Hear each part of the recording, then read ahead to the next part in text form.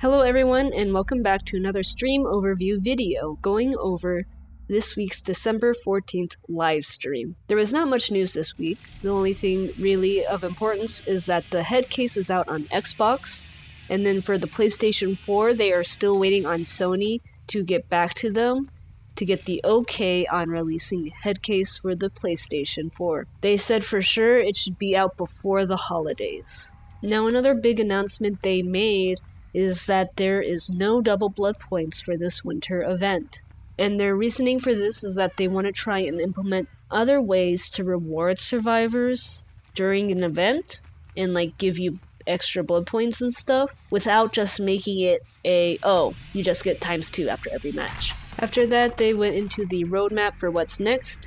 And on this roadmap, as you see, there is a holiday break because they are people too, and they need to spend the holiday with their families, so they said that no big updates are going to be coming out during the holidays, so the emblem scoring and pips rework won't be until January once everyone has come back from holiday, which means that you have something to look forward to in January because the emblem scoring and pips rework is going to be a really exciting thing, and when that public test build comes out, I will definitely be on it trying out the new system. After that, they went into some Q&A. So most of the questions weren't that important. There was some lore questions. There was some stuff asking about the panels that they have done. But one thing that they did talk about that was interesting was the question, what is being done about hatch standoff? This is what they are sharing about their ideas of fixing the hatch standoff. None of this is set in stone, it's still in the design process, but they are just sharing their ideas with us so we know what is going through their design. So they said that the potential solution for a hatch standoff was that they want the killer to have the ability to close the hatch, so then it makes it a race. If the survivor gets to the hatch first, they leave. If the killer gets to the hatch first, they close it, but they still want to give the survivor an option for escaping. So a potential way to have the survivor be able to reopen the hatch is that a key would spawn in the basement, and the survivor would have to go there to grab the key.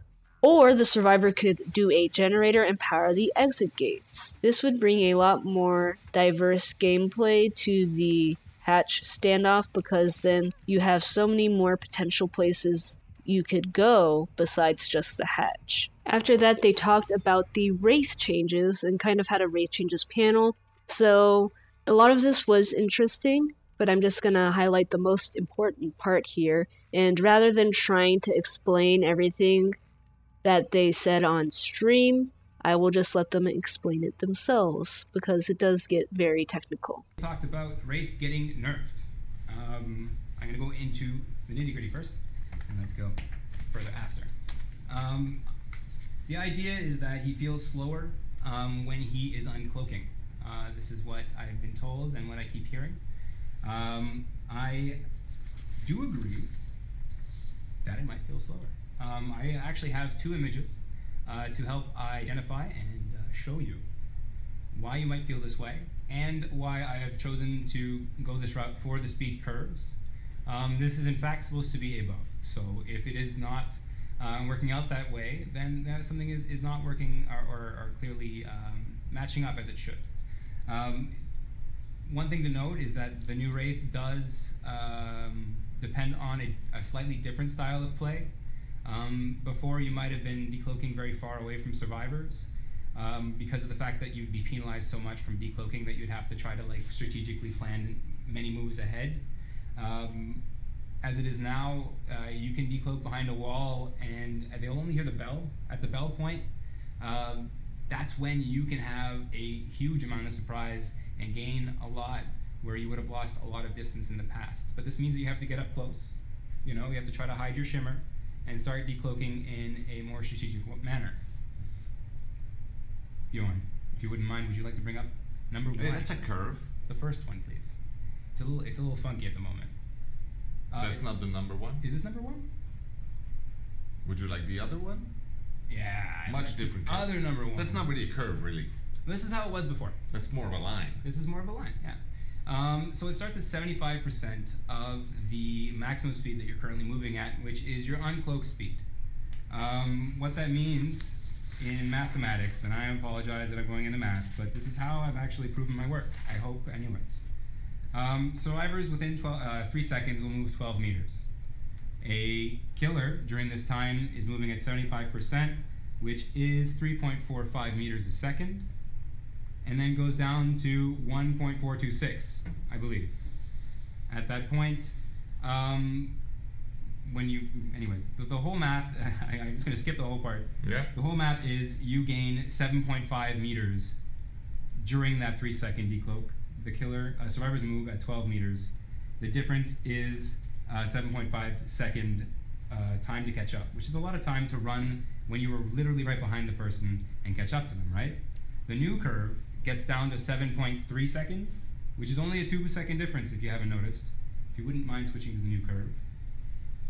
It's a little wonky, but it starts off at full speed, goes down to 40%, goes down to 33%. These are just numbers, I'm just throwing them out right now.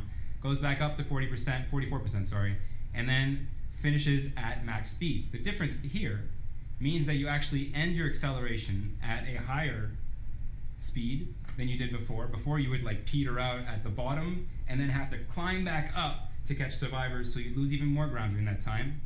Windstorm, for the first 0.5 seconds, would be just causing your acceleration to kick in very fast, but you'd never actually make it to 6.9 meters a second. So Windstorm was slightly nerfed, but buffed at the same time just by the curve. Now this might seem like too much information, and I might actually be giving too much information. Well, the people who want to know about this want to know about this. But to make it simpler, okay? The other big point for the Wraith is that his bell starts ringing at about halfway through the curve. Yeah. Right? This is where survivors are audibly notified that the killer is uncloaking. Otherwise, they will visually see him uncloaking at the beginning of the curve. Before, you would keep losing speed in the end of your cloak. Yeah. And this is the most crucial point of your decloak, because this is where you want to be gaining speed, right? So you're still losing at this point. Now with the new curve, at the 1.5 point, you've already lost the majority of your speed, and now you're just on an incline. So that when you come out of that decloak, you should have a lot more power and a lot more presence on survivors in situations where you might have been screwed. Windstorm now kicks in a hell of a lot, and you get up to 10.35 meters a second, I believe, during that time period if you lunge, so you can cover ridiculous distance. I would really like... It's just that you have to relearn the timing. You have to relearn the timing, and you have to relearn where you should be positioning, where you're trying to decloak in these kind of situations. The best thing to do is to try it out and, be unrelenting, like the perk icon and the perk itself. Even if you miss, try again. There are different ways to do it. But if you're decloaking very far away from a survivor, I do believe you're not getting any benefit from the changes that we're doing at the moment. And staying cloaked actually helps, well, at least especially now that the blood is much more visible. It's ridiculous. When you're stalking. Yes. So when you're cloaking, what we've done now is back in the day you would actually drop your cloaking and you'd go to about 45% of your speed, which is very low. And then, so cloaking was actually penalizing, and it would take you 3 seconds. I believe now we've changed it to 2 seconds. I have it here somewhere. And in those 2 seconds, you're moving at 100% speed, and at the end of it, going up to 95% speed. Yeah, I'm just doing this in my head. Yeah, okay. I apologize. 110% speed, sorry, at the 95% point, which means that you're actually never losing speed during the the cloak, sorry. And at the end, you're actually gaining speed. Now, some people have noticed that when you raise your bell, it feels like you're going faster. It's not true. It's just a visual effect that's playing with your brain. But you can do it. It feels good. You don't lose speed. So have fun. It also is a great way to fake out survivors. So while you're approaching them and you're getting near a pallet loop, instead of committing to a swing and lifting up your weapon and swinging, you just fake the animation. You lift your belt, and usually that's enough for survivors to be like, oh shit, and they're like, oh damn, he faked me out, which is really fun. So that to me was the most important part of the Wraith panel, because they explained in detail how exactly the cloaking and uncloaking works, and if you want to see the entire Wraith panel, I will put a link in the description below to the time on both their YouTube and Twitch, and you can go check it out for yourself. But after that, they pretty much just answered questions about the patch. And that covers all the important information the devs went over in this week's livestream. I hope you found this video helpful, and as always, good luck out there in the fog, and see you next time.